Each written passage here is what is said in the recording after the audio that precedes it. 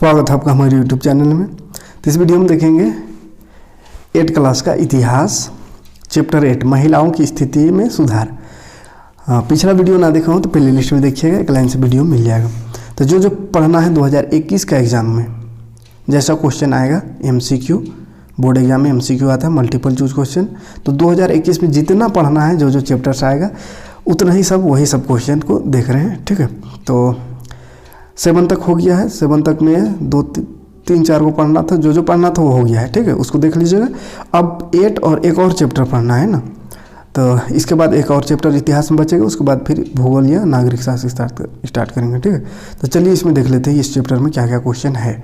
तो देखिए चैप्टर का नाम है महिलाओं में की स्थिति में सुधार, यानी महिलाओं की स्थिति में कैसे कैसे सुधार हुआ वो पढ़ना है, ठीक है।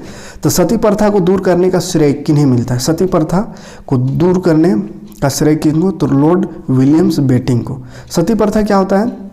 तो सती प्रथा क्या था, ये बहुत ही कहिए तो महिलाओं के साथ अत्याचार था कि जो भी विधवा महिला होती थी, अगर कोई किसी महिला के पति मर गया तो उसके चीते के साथ उस महिला को भी जला दिया जाता था। तो ये बहुत ही बड़ा एक अपमान था,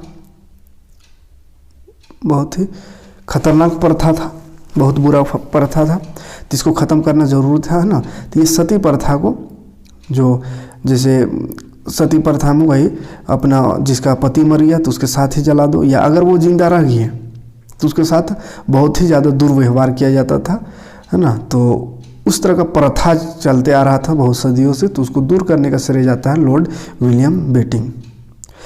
किस भारतीय समाज सुधारक के प्रयास से सती प्रथा का अंत किया?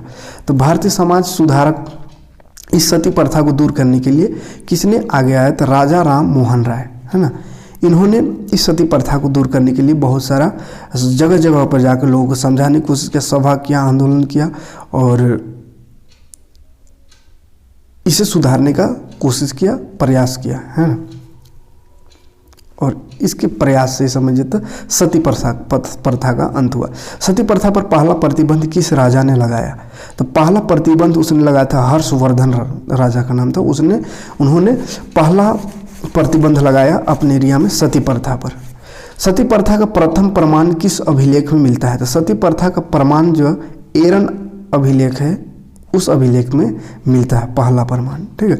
तो ज़्यादातर इसमें सती प्रथा का ही जिक्र है, क्योंकि सती प्रथा है उस समय बहुत ही एक बुरा प्रथा था कहिए तो महिलाओं का के लिए। तो वो प्रथा को मतलब एक समाज के लिए, सिर्फ महिला ही नहीं, क्योंकि महिला को अगर वैसा किया जा रहा है तो उसका बच्चे भी तो है, उसका भी तो बुरा हो रहा है ना। अभी जैसे सोच के देखिए ना कि किसी का कोई महिला का पति मर जाए, उसको साथे जला दे, है तो उसका भी बेटा बेटी है, उन लोग पर क्या गुजरेगा, है ना। तो ये ऐसा नहीं कि सिर्फ महिलाओं पर ये दुर्दशा होती थी कि महिलाओं का सिर्फ इसमें नुकसान था, इसमें सभी का नुकसान था, पुरुषों का भी नुकसान था। फिर भी ये पता नहीं कौन ये प्रथा निकाला था, ये प्रथा चलता आ रहा था बहुत दिनों से, है ना। तो ये प्रथा अंग्रेज जब यहाँ आए तो उस समय ये प्रथा को हटाया गया, अंग्रेजों के समय में, ठीक है। हिंदू विधवा पुनर्विवाह कब पारित हुआ? अच्छा, ये भी एक प्रथा था, उसी प्रथा में समझिए आता था, हिंदू विधवा जो हो जाती थी वो पुनर्विवाह यानी फिर दोबारा शादी नहीं कर सकती थी, यानी वो जिंदगी भर वो तनहा अकेले ही जिंदगी गुजारना पड़ता था, और उसको समझिए तो बहुत ही बुरी नज़र से देखा जाता था। तो हिंदू विधवा पुनर्विवाह कानून पारित हुआ 1856 में, है ना। सती प्रथा पर पूर्ण प्रतिबंध किसने लगाया? तो पूरी तरह से प्रतिबंध लॉर्ड विलियम बेटिंग ने लगाया। तो ये तो शुरू में ही क्वेश्चन था। स्वामी दयानंद सरस्वती की स्थापना किसने की? तो ये आर्य समाज ने स्थापना की, आर्य समाज का स्वामी दयानंद सरस्वती ने आर्य समाज की स्थापना की थी। स्त्री शिक्षा के लिए कलकत्ता के तरुण स्त्री सभा की स्थापना कब हुई? तरुण स्त्री सभा का स्थापना हुई थी 1819 ईस्वी में। भोपाल के बेगमों ने लड़कियों की शिक्षा के लिए विद्यालय कहाँ खोली?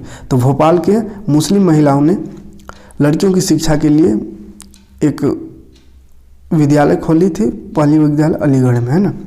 तो मुस्लिम समाज और सभी समाज के लोग भी जो महिलाओं के प्रति जो भी पाबंदी था और जो भी उसके बुरे प्रथा चल आ रहे थे वो सबको हटाने का काम किया। जैसे शिक्षा भी महिलाओं को नहीं दिया जाता था शिक्षा उस, है ना। ऐसा नहीं कि सिर्फ मुस्लिम समाज में, हर समाज में महिला को शिक्षा नहीं दिया जाता था। चोरी छुपे कोई शिक्षित होती थी, उसको स्कूल नहीं जाने दिया जाता था। तो ये सब प्रथा जो चलते आ रहा था उसको इस काल में दूर किया गया, है ना। तो वही सब इस चैप्टर में पढ़ना है। स्त्री पुरुष तुलना नामक पुस्तक किसने लिखा? तो स्त्री पुरुष तुलना नामक पुस्तक ताराबाई शिंदे ने लिखी थी। अगला क्वेश्चन है 11।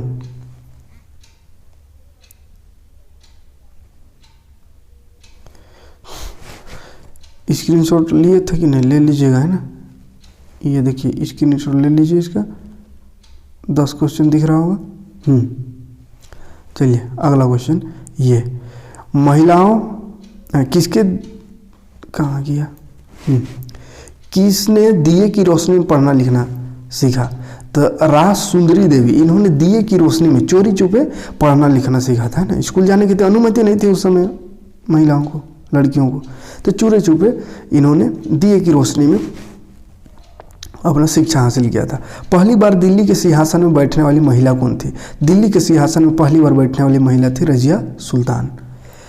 किसके प्रयासों से 1872 ईस्वी में देशी बाल विवाह अधिनियम पारित हुआ? और बाल विवाह भी उस समय था, है ना। बाल विवाह यानी 10 से 12 साल की उम्र में ही शादी कर दिया जाता था। ले तो बाल विवाह केशव चंद सेन के प्रयास से बाल विवाह अधिनियम पारित हुआ, यानी बाल विवाह को हटाया गया। विधवा पुनर्विवाह कानून किसने लागू की? तो विधवा पुनर्विवाह डलहौजी, लॉर्ड डलहौजी ने लागू किया था कि विधवा भी अब पुनर्विवाह कर सकती थी। बेगम रुकैया सखावत हुसैन ने मुस्लिम लड़कियों के लिए कहाँ कहाँ विद्यालय खोले? तो बेगम रुकैया सखावत हुसैन, इन्होंने मुस्लिम लड़कियों के लिए कलकत्ता और पटना में विद्यालय स्कूल खोले। हरविलास शारदा के प्रयास से 1929 में शारदा कानून बना। शारदा कानून किसके से संबंधित था? तो शारदा कानून संबंधित था लड़के लड़कियों की शादी के लिए न्यूनतम उम्र से, है ना। तो न्यूनतम उम्र को बढ़ा दिया गया था, बाल विवाह को ख़त्म कर दिया गया उसके बाद। तो ये मतलब किस तरह से समाज में महिलाओं का स्थिति में सुधार कैसे हुआ ये पढ़ना है इस चैप्टर में।